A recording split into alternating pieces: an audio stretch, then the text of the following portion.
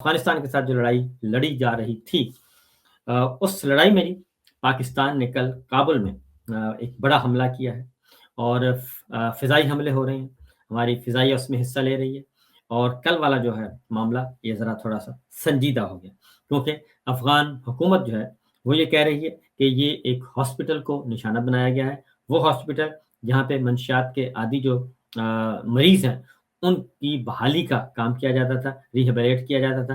لیکن اب یہ ہے کہ 400 جو ہے وہ کہتے ہیں جی یہ قتل ہو گئے ہیں، 400 شہید ہوئے ہیں۔ اس میں یہ افغان حکومت کہہ رہی ہے جی، طالبان حکومت کہہ رہی ہے کہ پاکستان کے فضائی حملے میں جو کہ کابل میں کیا گیا، اس میں ہاسپٹل جہاں پہ ڈرگ ریہیبلیٹیشن کے لوگ ریہیبلیٹیشن سینٹر تھا، اس میں کیا گیا، اور جس کے بعد پھر 400 جو ہے وہ شہید ہو گئے ہیں۔ اور اسی طریقے سے لیکن جو بھاری جانی نقصان ہوا ہے اس میں کوئی شبہ نہیں ہے۔ افغان حکومت نے ویڈیو بھی جاری کر دی گئی ہے مکمل طور پر۔ پوری دنیا میں یہ خبر جو ہے وہ بالکل ڈسکس ہو رہی ہے، عالمی ذرائع ابلاغ نے اس خبر کو ہاتھوں ہاتھ لیا ہے اور بیان کیا جا رہا ہے۔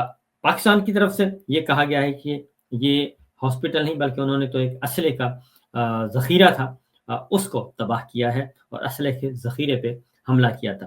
لیکن افغان حکومت جو ہے وہ کہہ رہی ہے کہ یہ ہسپتال میں جانی نقصان جو ہے وہ سارا ہسپتال میں کی وجہ سے ہوا ہے، اور یہ بہت بڑا نقصان ہوا ہے۔ اس کا جو افیکٹ ہے وہ میں آپ کو بتا دوں کہ افیکٹ اس کا بہت برا آنا ہے، اور اس کا افیکٹ رد عمل جو ہے وہ شدید ہے اور خطرہ موجود ہے، کیونکہ معاملات جو ہیں افغانستان کی طرف سے یہ ظاہر ان کے پاس فضائیہ نہیں ہے، ان کے پاس زمینی فوج وہ والی نہیں ہے، لیکن جو صورتحال اس وقت بیان کی جا رہی ہے ہمارے سورسز کے مطابق، سیکورٹی سورسز جو ہیں اور پولیس کے ذرائع کے مطابق، فوج کے ذرائع کے مطابق، ایف سی اور رینجرز کے ذرائع کے مطابق، اس وقت سچویشن ہائی الرٹ پہ ہے پاکستان، اور اس بات کا خدشے کا اظہار کیا جا رہا ہے۔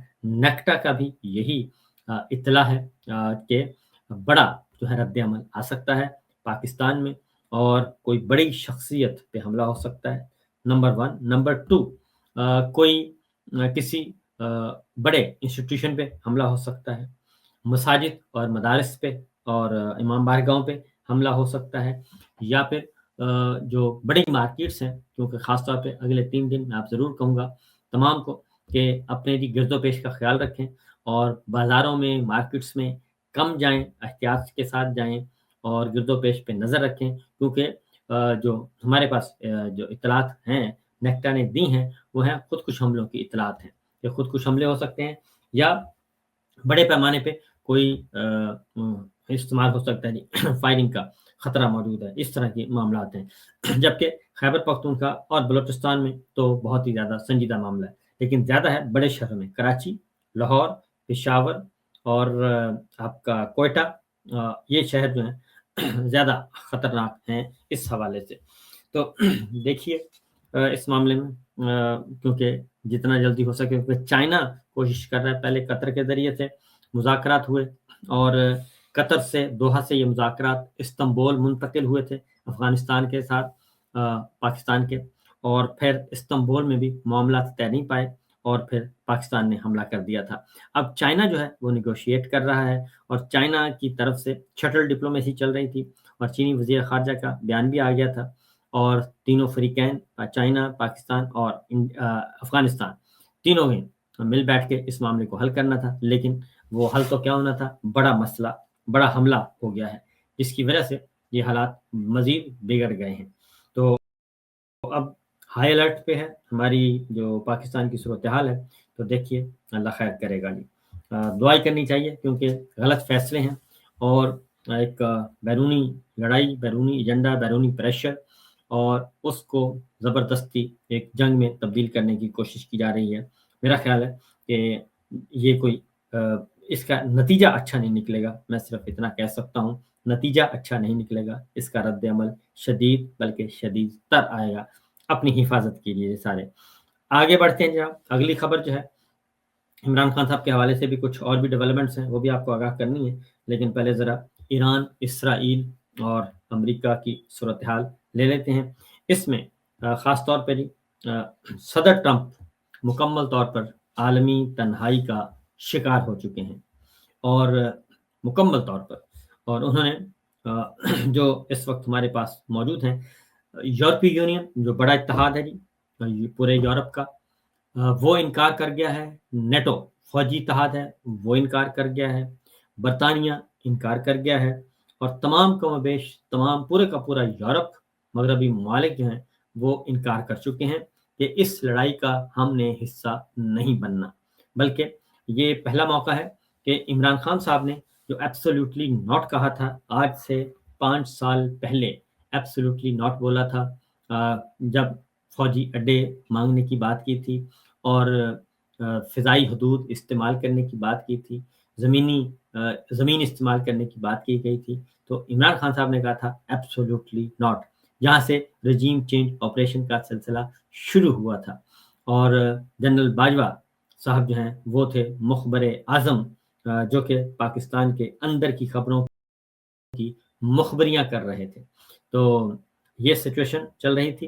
तो अब जो है मामलात मज़ीद जो हैं वो वाला काम जो इमरान खान ने एब्सोल्युटली नॉट बोला था, अब सदर ट्रंप को, अमेरिका को, तमाम जो यूरोपियन कंट्रीज़ के हुक्मरान हैं वो एब्सोल्युटली नॉट बोल रहे हैं। पहले ज़रा बरतानवी वज़ीर आज़म को सुनाइएगा जी।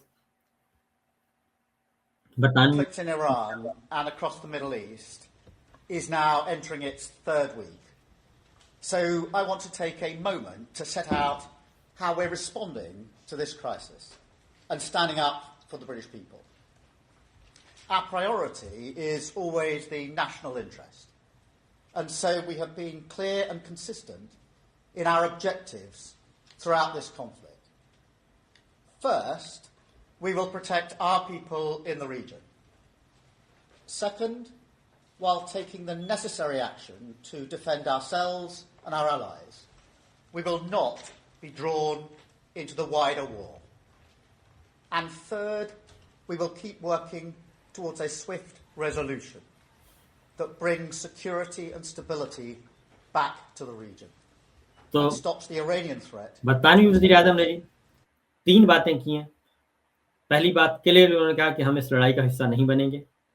पहली प्रायोरिटी उन्होंने कहा कि हमने अपनी बरतानवी मफादात को देखना है, बरतानिया के कौमी मफाद को देखना है, उसको प्रोटेक्ट करना है। दूसरा उन्होंने कहा कि पूरे रीजन में जो बरतानवी शहरी हैं और बरतानिया के मफाद है उसको हम प्रोटेक्ट करेंगे। तीसरा उन्होंने कहा है कि हम बातचीत पे करेंगे, बातचीत पे यकीन रखते हैं, निगोसिएशन से पे यकीन रखते हैं, उसके ज़रिए मसला हल किया जाए।